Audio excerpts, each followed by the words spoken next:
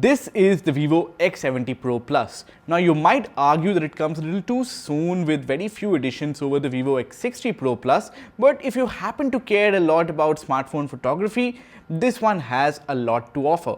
I've been using the Vivo X70 Pro Plus for around a week and it feels like a great smartphone camera first and a good flagship smartphone second. Now before we begin, don't forget to share and subscribe to our channel. We're trying to hit 100k subscribers by the end of this year, so we'll take all the support that we can get. Hi, I'm Shubhajit, you're watching MySmartPrice, and this is our in-depth review of the Vivo X70 Pro Plus and a detailed camera comparison against the Mi 11 Ultra.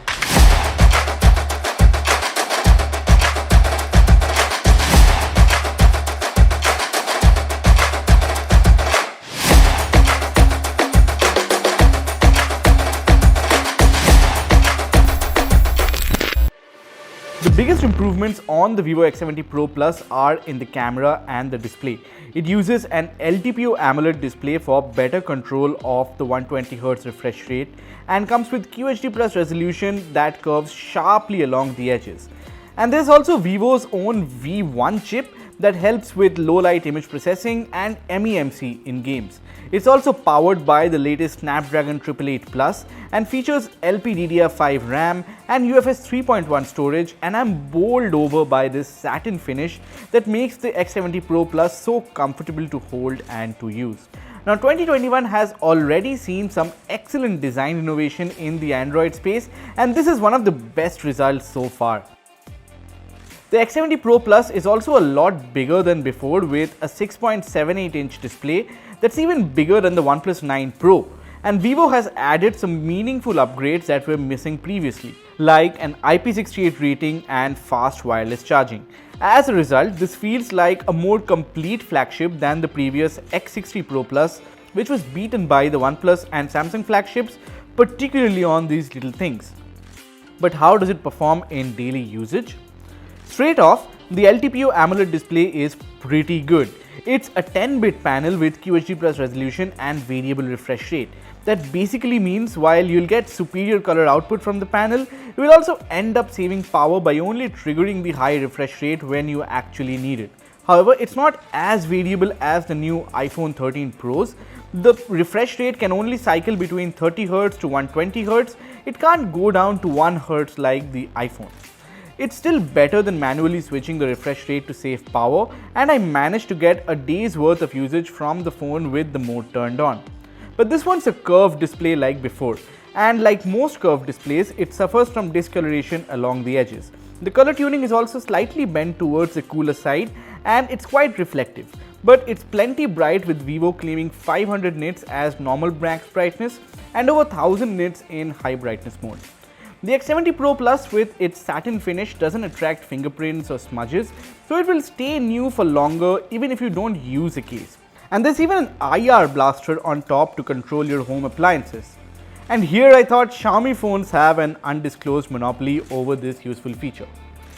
It's much more easy to use and carry around than the bulky Mi 11 Ultra, thanks to the slim profile and a manageable camera bump.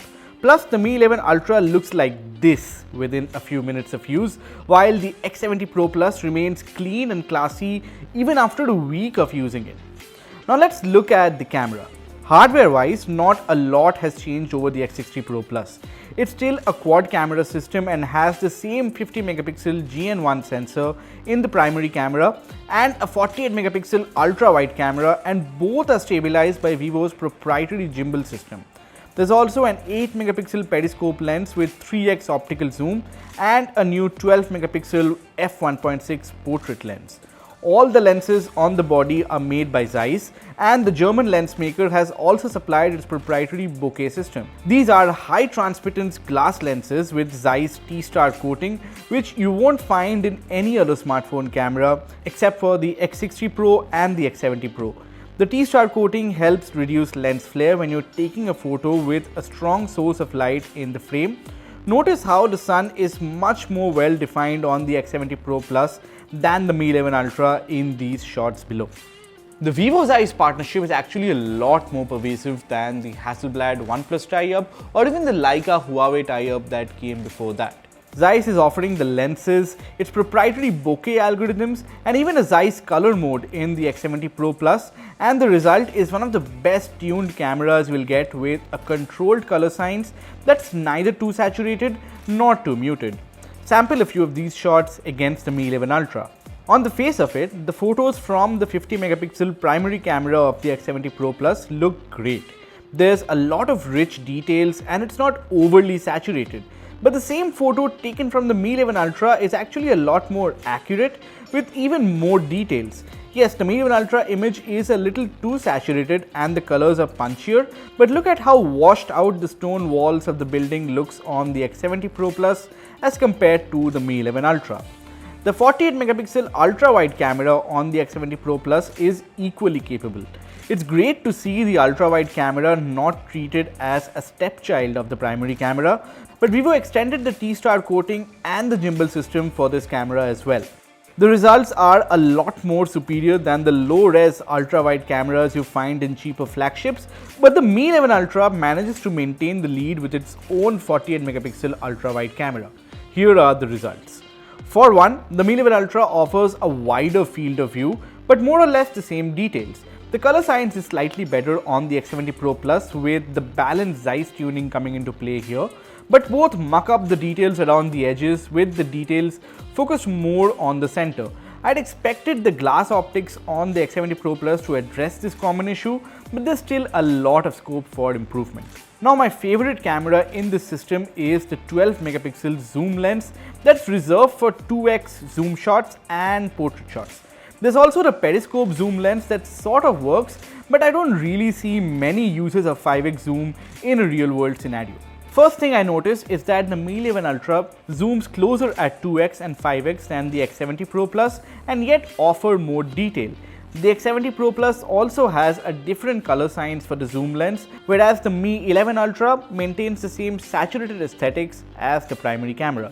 The details are slightly better on the X70 Pro Plus at 2x, but at 5x and above, the Mi 11 Ultra just kills it with the details, which albeit is gained in post-processing.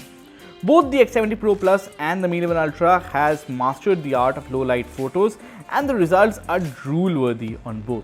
They aren't as good as the latest iPhones of course, but with these large sensors, wide aperture and lots of software enhancements, both photos capture good low light shots. But if I have to pick one of the two, I would go for the X70 Pro Plus here. Here's why. Both of these shots were taken from the ultra-wide camera with the night mode engaged. Notice how the text is more readable on the X70 Pro Plus than the Mi 11 Ultra. The Mi 11 Ultra even adds a deeper shade of blue to the sky, while the X70 Pro Plus keeps it natural. This sample shot from the primary cameras with night mode engaged once again showcases the superior color science of the X70 Pro Plus. Here, where the sky had to look darker, the Mi 11 Ultra brightens it. Further, the leaves at the bottom look a lot richer in detail on the X70 Pro Plus. Even close-ups come out a lot more detail from the X70 Pro Plus with its night mode on, and you can make out the veins of the leaves and the flower more prominently on the X70 Pro Plus. The Mi 11 Ultra's result has softer details and lacks focus. Indoors as well, the X70 Pro Plus brings out more details than the Mi 11 Ultra. Notice how you can see the details on the bricks much better on the X70 Pro Plus than the Mi 11 Ultra. The tungsten color is also balanced out by Vivo, while on the Xiaomi phone it just pops out. But the Mi 11 Ultra has one excellent low light trick up its sleeve that the X70 Pro Plus hasn't quite cracked yet, the super moon mode. Here, the Mi 11 Ultra absolutely kills it with a lot more detail than what Vivo is able to capture. Lastly, the X70 Pro Plus captures some excellent portraits with orgasmic bokeh and facial details, given good lighting of course. Both these photos were shot with the 12 megapixel telephoto cum portrait lens, and this is where it truly shines. The Zeiss portrait algorithm lets you control the shape and size of the bokeh, and the results are some of the best portrait shots I have taken this year from a camera. I used to regard the old Huawei P30 Pro to be the benchmark for portrait shots, but this one surpasses it by miles.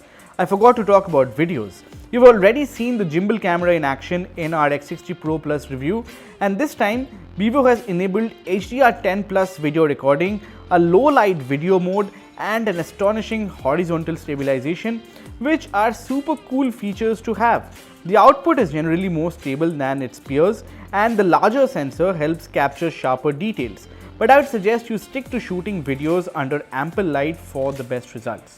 So that was the camera. But lest you forget, this is also one of the first smartphones with the Snapdragon 888 Plus inside, a speed-binned version of the Snapdragon 888 with a prime core clocked at 3 GHz, which should result in higher performance than the Snapdragon 888 flagships.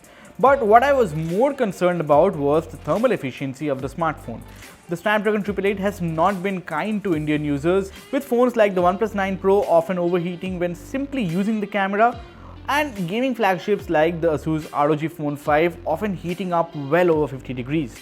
The X70 Pro Plus doesn't heat up if you are only using Instagram or replying to an email, but games, benchmark apps and longer camera use causes the display, frame and rear panel to heat up beyond 40 degrees. In fact, a 30-minute CPU throttling test revealed Vivo has tuned the Snapdragon 888 Plus quite conservatively. The CPU throttled to 55% of its maximum capability after 30 minutes. Despite that, the X70 Pro Plus sets a record on AnTuTu for Android smartphones launched in India this year, scoring almost 800,000 on the benchmark test. But funnily enough, it gets beaten by its own predecessor on the Geekbench test, and the result is similar on the cross-platform 3D Mark Wildlife test, where all its rivals score higher, probably because of thermal throttling. I quite like the in-game game mode you get on this one, where you can set performance profiles to suit your gameplay.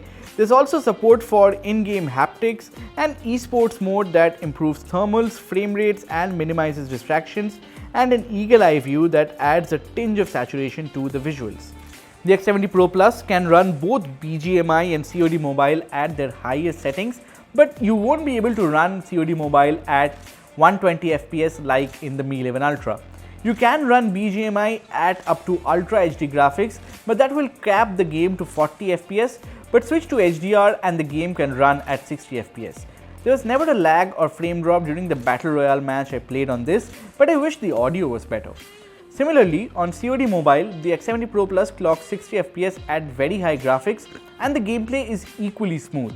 The 240Hz touch sampling rate comes into play here, and you can feel the extra sensitivity improving your game. The X70 Pro Plus runs on FunTouchOS 12 based on Android 11, and as the name suggests, the UI is more fun than useful. You can spend hours customizing every aspect of the UI, like the always-on display, lock screen magazine, home screen layout and the likes. There are interactive weather and music widgets and even virtual RAM extension, which I'm yet to find useful in any way over the 12GB RAM already there. Because even with the feature turned on, Vivo is super aggressive in killing off background apps. The battery log app I was using to track battery drain got killed off within minutes of going to the background. The system-wide dark mode also clashed with the dark mode within apps, which broke the UI in certain apps like Instagram. Notification Center isn't as interactive as I would have liked. It remains static in the lock screen and I can't scroll down to check older notification until I unlock the phone. These things, however, can easily be addressed with software updates, but at present these quirks exist and make using the X70 Pro Plus as a daily driver a little less intuitive. The audio performance is noticeably weaker as compared to its peers like the Mi 11 Ultra. This is despite a stereo speaker setup that uses the earpiece as the second speaker. The audio is simply not loud enough to be enjoyed outdoors or in a noisy environment. Color game is on point. Under warm lighting, the camera algorithm didn't alter the color temperature and captured exactly what my eyes saw. The iPhone 12 Pro Max does a good job too. The X70 Pro Plus supports 4G carrier aggregation and 9 standalone 5G bands, and the call quality was excellent over a Jio connection in my area. You also get Wi-Fi 6 support. Lastly, the battery life. The X70 Pro Plus packs a larger 4500 mAh battery that now supports fast 55-watt wireless charging that was missing from the X60 Pro Plus. You can also charge this using the 50-watt flash charge brick you get in the box, and it tops up the battery from 0 to 100 in 40 minutes. I routinely got around 5 hours of screen on time with a lot of camera use, Slack messages and social media browsing, which is just about okay at QHD+ resolution with variable refresh rate enabled. So summing up, the Vivo X70 Pro Plus feels like a more complete flagship than the one that came before this. Useful additions like an LTPO display, IP68 water resistance and wireless charging goes a long way in billing the X70 Pro Plus as a true flagship, almost at par with the Samsung Galaxy S21 Ultra. You can experiment a lot with the camera and shoot some fantastic portraits and videos, and the performance is also good enough to power you through whatever app or game you throw at it. The battery life could have been a bit longer and the UI a little more useful, but we can't always get what we want. Is it a better phone than the Xiaomi Mi 11 Ultra? It certainly feels good to hold and use, and it feels a lot more premium, and the photos and the videos you take on the Vivo X70 Pro Plus feels a little more naturally tuned than the Mi 11 Ultra, which tends to oversaturate the colors a little bit, but the details are almost at par with each other. But if I have to choose between the two, I would go for the Vivo X70 Pro Plus, particularly because of all the myriads of features that it offers and the little things that it manages to accomplish, and it certainly is a contender for one of the best Android flagships that has come out this year. So that was our review of the Vivo X70 Pro Plus. Let us know what you thought of this flagship in the comments below, and for more videos like this, stay tuned to MySmartPrice.